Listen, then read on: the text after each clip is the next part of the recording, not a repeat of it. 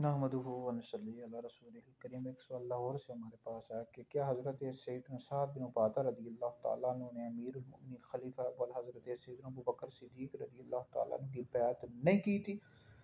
तो इस हवाले से जी मुख्तलिफ रिवायात हैं, लेकिन जो दुरुस्त रिवायत है वो ये है कि हज़रत सैयदना साद बिन उबादा रज़ियल्लाहु ताला अन्हु ने हज़रत सैयदना सिद्दीक़ अकबर रज़ियल्लाहु ताला अन्हु की बैत कर ली थी। अब तारीख़ तिबरी पढ़ें, वहाँ पर मुख्तलिफ रिवायात नकल की गई हैं, लेकिन इमाम तबरी रहमतुल्लाह अलैह ने ये रिवायत भी नकल की है कि हज़रत सैयदना साद बिन उबादा रज़ियल्लाहु ताला अन्हु ने बैत कर ली थी।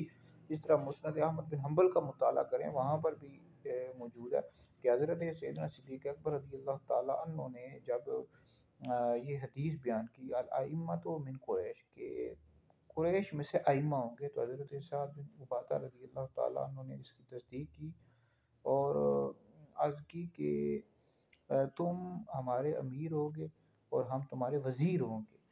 तो हज़रत साद बिन उबादा रज़ियल्लाहु ताला अन्हु ने बिल्कुल बैत कर ली थी और यही दुरुस्त है। और ये लोग झूठा जो है ना इल्ज़ाम लगाते हैं, प्रोपेगेंडा करते हैं और जो है ना कि कहते हैं कि उन्होंने बैत नहीं की थी। देखो हज़रत सैयदना सिद्दीक़ अकबर रज़ियल्लाहु ताला अन्हु को खलीफाई तस्लीम नहीं किया। ऐसी भाई कोई बात नहीं है।